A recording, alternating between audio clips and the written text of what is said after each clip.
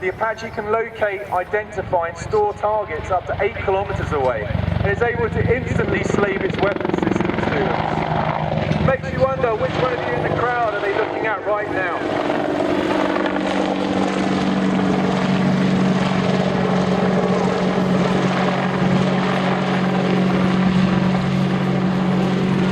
Now the next thing you're going to see is what we like to call the tongue twister.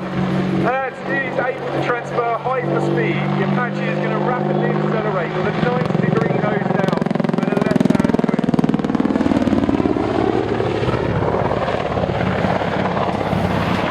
The Apache is now heading off to set up for a pedal turn. This is similar to a stall turn you would see in fixed-wing aircraft. Now the crew displaying today are Warrant Officer Clive Richards and Captain Lily Mead, both Army operational pilots of 653 Squadron based at Wadasham Army Flying Station. They returned from Afghanistan this January, as I said, and were deploying again in 2013. Now look now as you see them perform a 360-degree wing over.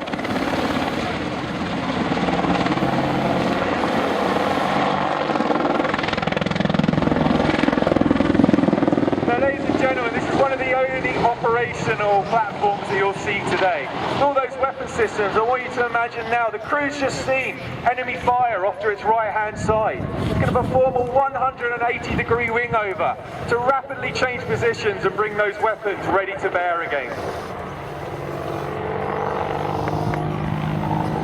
Now, one of those weapon systems at their disposal is the Hellfire air-to-surface missile, capable of defeating targets up to 8 kilometers away.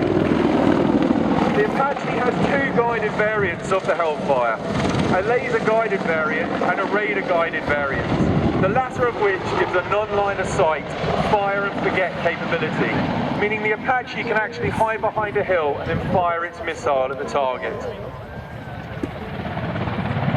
Now, another weapons capability at their disposal is the aerial rocket system. As the crew come flying back in now, I want you to look at the outside station of the wings, and on those you'll see rocket pods. Each one of those is capable of holding up to 19 rockets, and 4 of those can be put on the aircraft. The crew can then fire anything between 1 and 76 rockets at once, with devastating effect.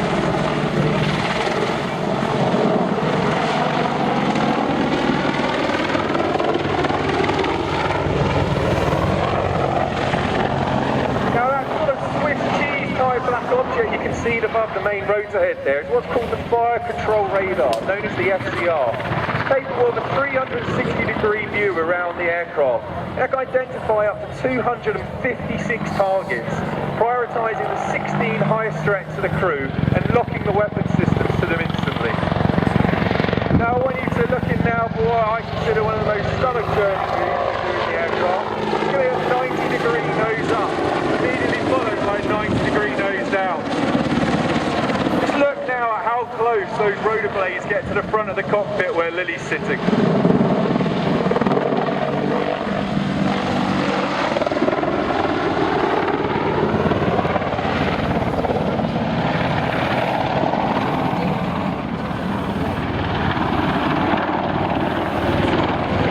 Good photo opportunity for you here as the Apache comes in. It's going to be forming a quick stop. Again, something obviously unique to the helicopter world is the ability to stop rapidly and hold position in midair.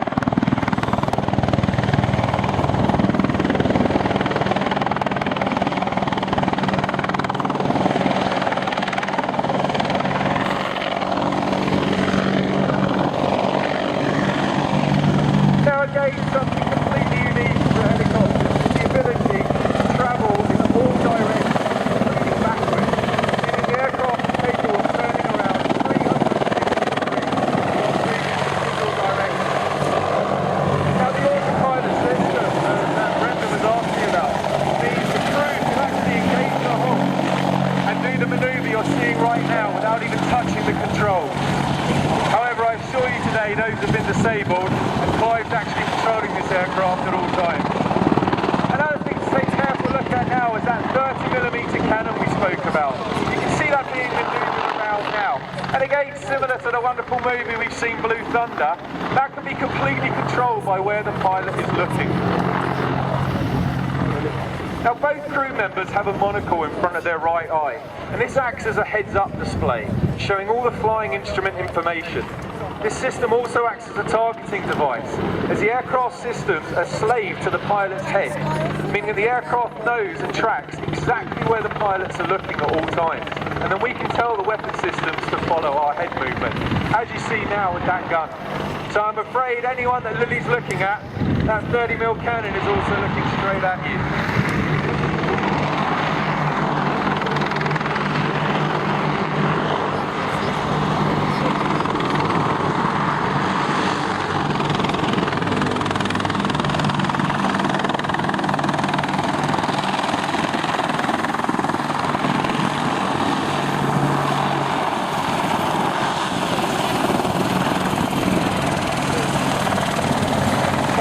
Helicopter is ergonomically designed so you can do about 80 to 90% of most roles. It's set up so that the rear seater is the main flying person of the aircraft, almost fully trained pilots, and they will generally look at the self-protection of the aircraft. The front seat is mainly the weapons operator, and they've got access to both the laser and that CAD system that I spoke about earlier.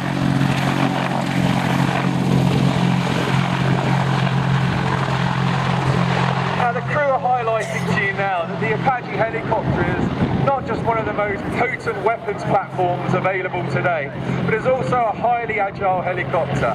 And as you've seen in all the displays today, please remember the easier it looks, the better the pilots are.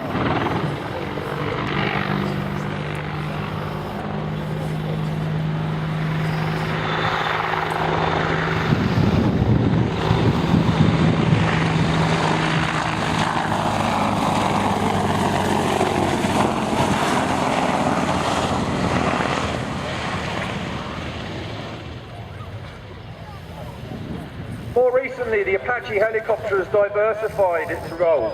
With the unfortunate ending of the Harrier aircraft in service, the Apache helicopter is now the only marine-based weapons platform available for the UK's defence.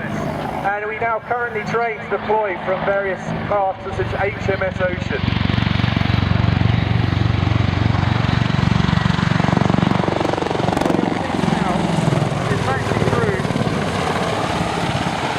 Performing a number of 60-degree angular bank turns at low level.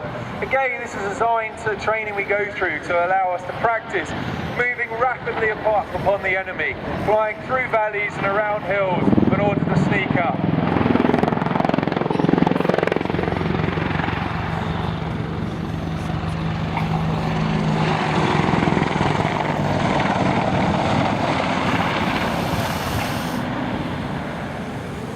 So let's talk about the positioning of equipment on the aircraft.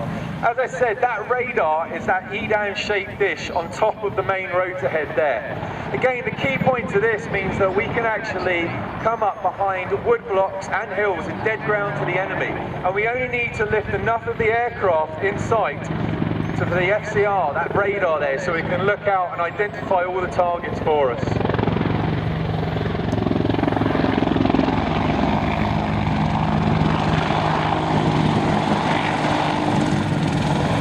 Ladies and gentlemen, please put your hands together for the 2012 Attack Helicopter Display Team.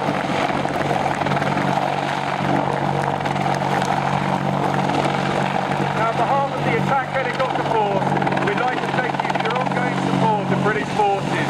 We'd also like to thank Celix Galileo and Masters of Cambridge, our sponsors for this year.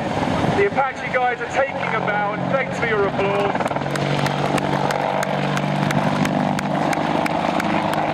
And once again, it's a real personal thanks from us. Without the public support, we wouldn't have the equipment that we have that keeps us alive and helps us to do the job we do. So thank you for your ongoing support, and we really hope you enjoy the rest of the show.